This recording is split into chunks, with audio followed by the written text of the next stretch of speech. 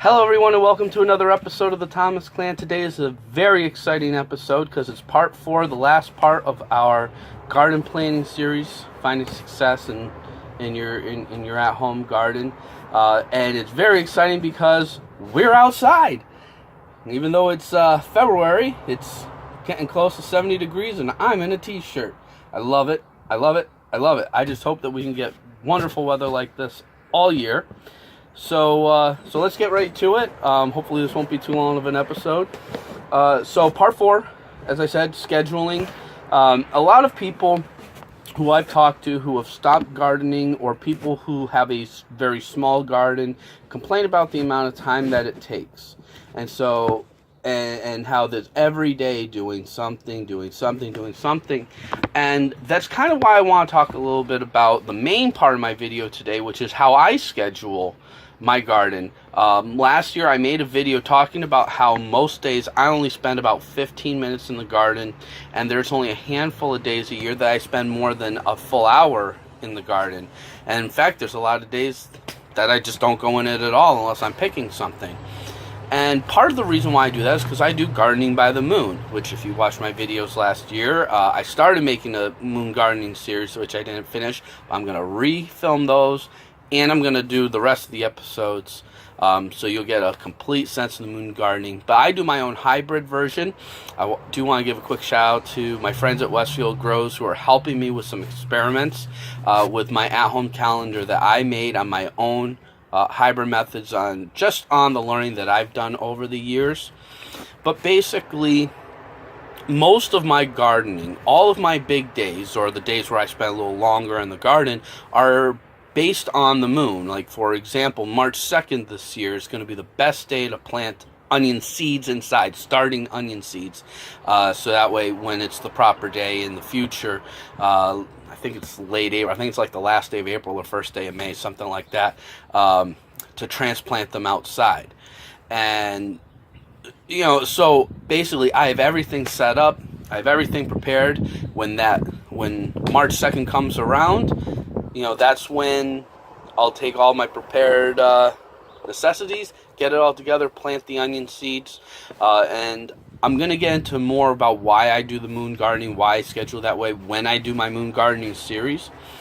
But basically, there's about 4 or 5 days out of the month where I will handle my major projects, whether it be starting seeds, transplanting something outdoors, planting seeds outdoors, direct sow,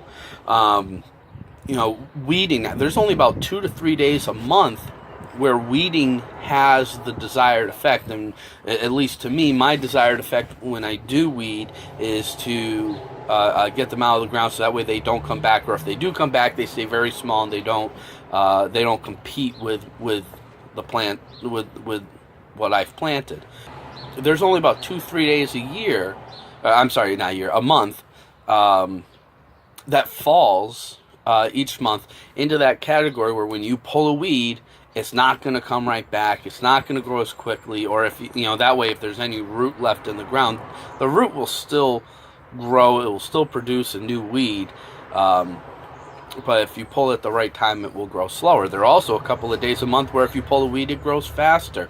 And I make sure I won't even weed on those days. Like, I won't even touch a weed on the days where if you pull it, it grows faster, because I don't want them coming back, at least not that quickly. So, and then on the off days, on days where, there isn't as much going on, I happen to be walking through the garden, just 10, 15, 20 minutes a day is all that I'm spending in the garden most days. I mean, that's actually working, by the way. Don't get me wrong. The best success you can find in a garden is many footsteps, according to my grandfather. The more you're in the garden, the better. But at the same time, it shouldn't intrude in your life.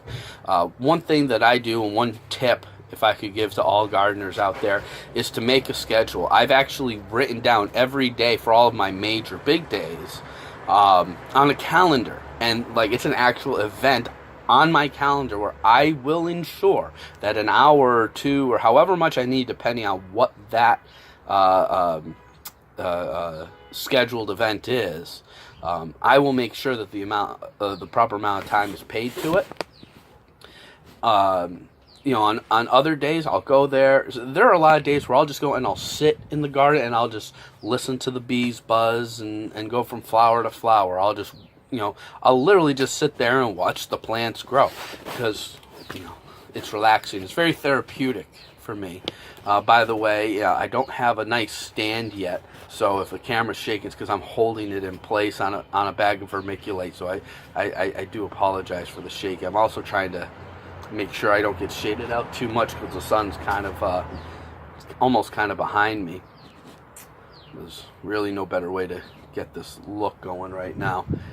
So anyway, so those are some of the basic things, you know, and another thing with scheduling is, you know, so when you're planning your garden, make sure that when you're working out your schedule, that you're scheduling for the right size garden. You know, with my garden up at the cabin, I'm only going to be there for a couple of days every 4 to 6 weeks. So I know when I'm there, I'm going to spend a lot of time in those gardens doing as much work as I can. But at the same time, I'm going to be developing that garden in such a way that I don't need to sit and fawn over it every day because I'm not able to. The garden at the lodge, I'll be able to go to multiple times a week, but not every day.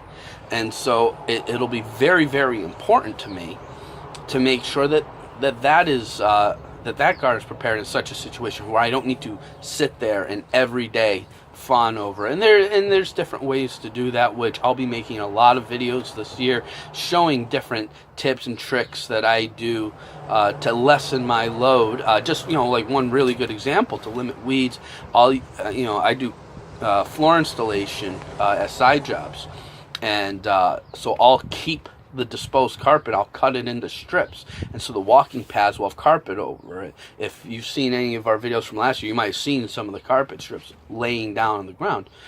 And what that does is that shades out and kills most of the weeds. Now, every now and again, a couple blades of grass or a weed or two will grow through the carpet, but not a lot. And it's easy to grab those one or two here and there.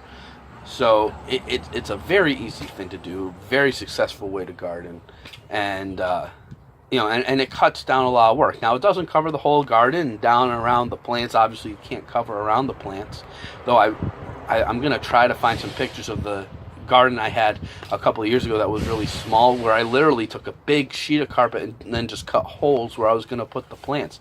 I did almost no weeding that year. There is a lot of things that people can do, but again, the most basic is write it down. You know, plan it out, use a calendar if you can. Don't overextend yourself by making the garden too big or giving yourself too many projects. The worst thing that I've seen people do is, oh yeah, every Saturday I'm going to go be in the garden. Every Saturday I'm going to go be in the garden. You know, I work all week. I don't want to do anything. I don't want to change my clothes and go out there and get dirty before dinner. I'm just going to do it every Saturday. Well, there you go. You're not in the garden, and then it just kind of slowly gets away from you, and then yeah, sure, you get to eat the food out of it, but you know, you found yourself way behind in what you want to do, and it does ultimately cost you some production in the garden as well. You know, scheduling, use calendars if you can. Don't overextend yourself. And the last thing is, you know, make sure that it's fun for you as well. Don't, you know, even though it needs to, you need to organize it, but don't make it a chore. If you make the organization a chore, you know, you're going to get bored with it, and that's not what you want. So that's pretty much it. So those are the three main things, at least to me. We're going to have lots of videos this year, and pretty soon I'm actually going to be starting, just to give you guys a quick sneak peek, we are getting ready to start making our at-home seed starting mix. We just need actually 2 more ingredients. One I need to go to the store and buy tomorrow. The other one is I'm waiting to come in the mail. I ordered it, and once we get that, we're going to be filming a video that'll be coming out next week. I'm making your own at-home seed starting mix, just in time for all the people, at least in my area, Zone 5. To get starting seeds. So I hope you guys enjoyed this video. Please comment below if there's anything in particular you want to see, anything that you want to add to this topic as well. please also like this video. Give us a thumbs up. You know, that helps us out a lot more than you know. Follow us on Instagram. Like us on Facebook. We're always posting links to videos on Facebook, and we're going to start having a couple a day every day. So that way on Facebook, so that way it's easy to find our videos. So like us there. Again, follow us on Instagram, because we're going to be taking lots of pictures as well, and my family's just too darn cute not to take pictures of. So I hope you guys enjoyed this video. We'll see you soon. Bye.